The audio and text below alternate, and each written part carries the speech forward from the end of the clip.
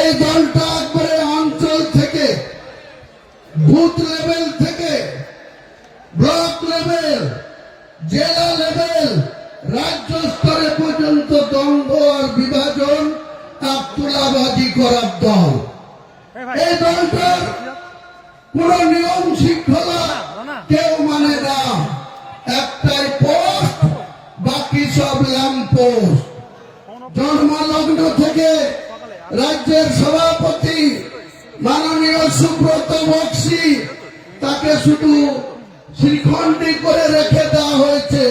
তার কোন কথা মমতা বন্দ্যোপাধ্যায়ও শোনেন না, তার ভাইপো অভিষেকও শোনে না, তৃণমূলের তুলাবাজ মাতব্বররাও কেউ শোনে না।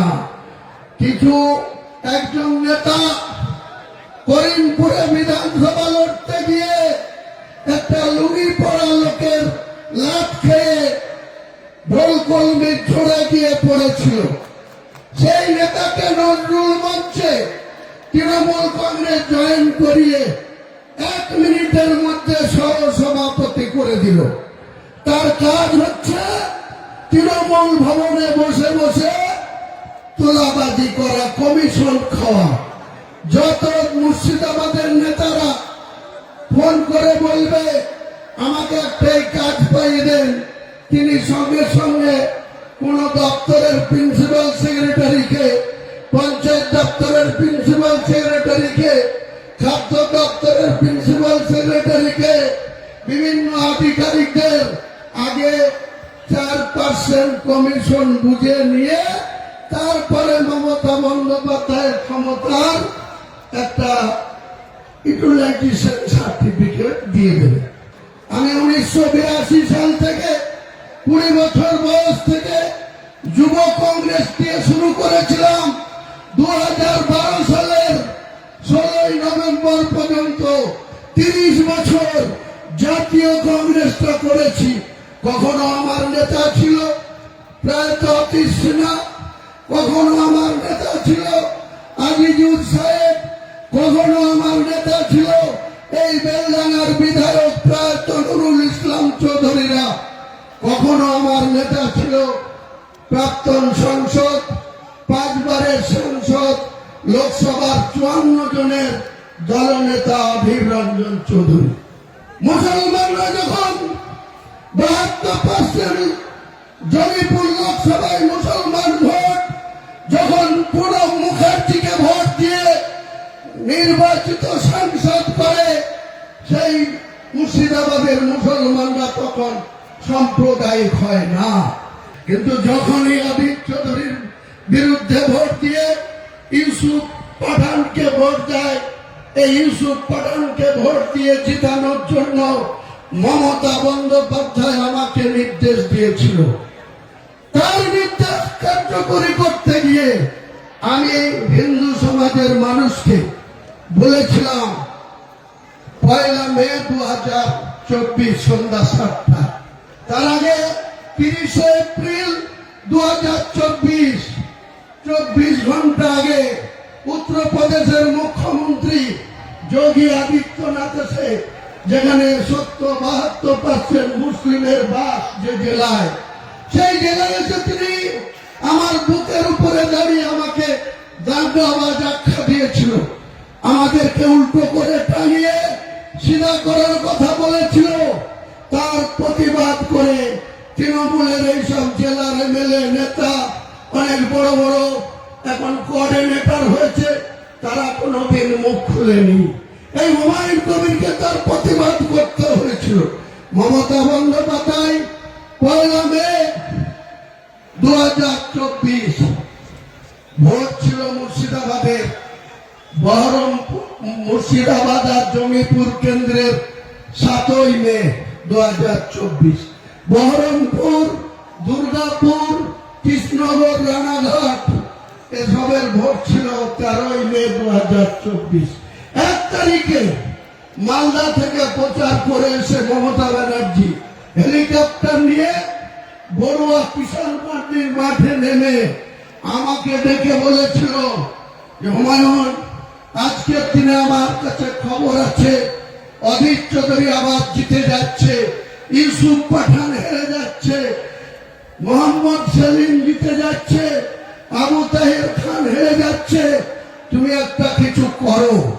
আমি বলেছিলাম, দিদি আপনি জেলার সাংগঠনিক সভাপতি করে রেখেছেন কাজীর বিধায়ক অপূর্ব সরকার, আপনি জেলার চেয়ারম্যান করে রেখেছেন রেজিনগরের বিধায়ক রবিউল আলম চৌধুরী, তাদেরকে বলুন আপনার প্রার্থীকে যেতে হবে, আমাকে কেন বলছি?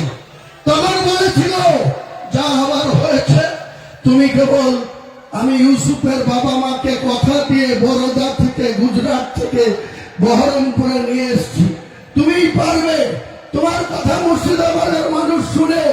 তাই যখন তুমি ছিল না তখন আমি 2001 সালে একটা পেয়েছিলাম, যখন তুমি ছিল না 2016-তে আমি 4টে পেয়েছিলাম, যখন তুমি আমার সঙ্গে ছিল 22-এর মধ্যে 20টা পেয়েছি। কাজে তোমাকে এটা করতে হবে। তাই সেদিন আমি যোগী আদিত্যনাথ যেভাবে মুসলমান সম্প্রদায়ের লোককে উল্টো করে টাঙিয়ে সিধা করার কথা বলেছিল, তার 24 ঘন্টার মধ্যে আমি বলেছিলাম, যোগী আদিত্যনাথজি এটা ইউপি না, এটা বাংলার মুর্শিদাবাদ। মুর্শিদাবাদে আমরা বসবাস করি, আমরা কোন সাম্প্রদায়িক রাজনীতি করিনি, কোনদিন করব না। কিন্তু আপনি যদি মুর্শিদাবাদের মাটিতে দাঁড়িয়ে আমাদেরকে উল্টো করে টাঙিয়ে সিধা করতে চান, আমি হুমায়ুন কবির মাত্র 2 ঘন্টা সময় নেব, নির্দেশ দিলেই আপনার এই বিজেপি করা হিন্দু কটাকে 2 ঘন্টার মধ্যে ভাগীরথীর জলে ঝাঁপ দেওয়া করাতে পারি। আমি অনুতপ্ত, দুঃখিত। আমি রাজ্যের মুখ্যমন্ত্রীর কথা রাখতে গিয়ে সেদিন এই হিন্দু ভাইদের মনে যে আঘাত পেয়েছিল, আমি তার জন্য আজকে প্রকাশ্য এই লক্ষ লক্ষ মানুষের সামনে করজোড়ে ক্ষমা চেয়ে নিচ্ছি। ভবিষ্যতে এরকম মিথ্যাবাদী মুখ্যমন্ত্রীর কথায় হুমায়ুন কবির আর কোনদিন কোন সাম্প্রদায়িক কোন উস্কানিমূলক কথা বা কাউকে জিতানোর জন্য কাউকে আঘাত করার কথা হুমায়ুন কবির বলবে না, আপনারা ভরসা রাখতে পারেন। যে বাবরি মসজিদ করা যাবে, কেন করা যাবে না? আপনি কেন পুরীর জগন্নাথ মন্দির সরকারি টাকায় দীঘায় করলেন? কেন আপনি দুর্গায়ন করছেন? কেন আপনি কালী মন্দির করার উদ্বোধন করছেন? কেন সাধু সন্তরা যেখানে মেলায় যায়, স্নান করতে যায়, পুণ্য স্নান করতে যায়, 1700 কোটি টাকার সেখানে ওয়াক অর্ডার হচ্ছে? আমার কনস্টিটিউশনে একটা 35 কোটি টাকার লোহাদা ঘাটের ব্রিজের জন্য অভিষেককে বলেছি, মমতাকে 4 বার বলেছি, এখানকার ডিএমকে 7 বার বলেছি, আজ পর্যন্ত হয় না। আর দরকার নেই, আগামী দিনে আপনার কুর্সিটা কেড়ে নেব, কুর্সি থেকে হটাবো, তারপরে এরকম হাজারো লোহাদা ঘাটের ব্রিজ অটোমেটিকলি করবে, আমলারা করতে বাধ্য হবে। শুধু নির্দেশ দেব, সেই নির্দেশ পালন করতে হবে। আপনি শুধু তোলাবাজির ভাগ খাবেন, 70 আর 25, 75 আর 25, আর আপনার নাম করে আপনি ল্যান্ড দপ্তরের মন্ত্রী, আপনার ল্যান্ড দপ্তরের বেলারোরা কিভাবে মানুষের রক্ত চুষে খাচ্ছে। আপনি বলতেন লক্ষ্মীর ভান্ডার দিন, আরে লক্ষ্মীর ভান্ডার আপনি কার টাকায় দেন? মমতা ব্যানার্জি, আপনার বাবার নাম ছিল কমলেশ্বর ব্যানার্জি, তার টাকায় দেন? আপনার কত বিঘি জমি ছিল? আপনার বাবার কত বিঘি জমি ছিল? আপনার ভাইপুর কি ব্যবসা ছিল 2014 সালের আগে? আজকে আপনার ভাইপু বড় বড় করে বলতো 10 টাকার দুর্নীতি যদি কেউ প্রমাণ করতে পারে, উনি নাকি নিজে নিজে ভারতবর্ষের সংবিধানের জুডিশিয়ালের পুরো নির্দেশ ছাড়াই উনি গলায় ফাঁসি লাগিয়ে ঝুলে যাবে।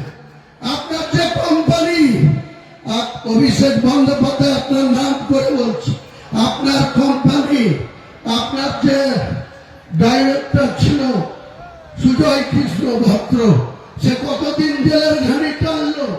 তার বক্তব্যতে যে কোম্পানির বিরুদ্ধে যে চার্জশিট 1065 পাতার যে চার্জশিট, সেখানে অভিষেক বন্দ্যোপাধ্যায়ের 73 জায়গায় নাম আছে।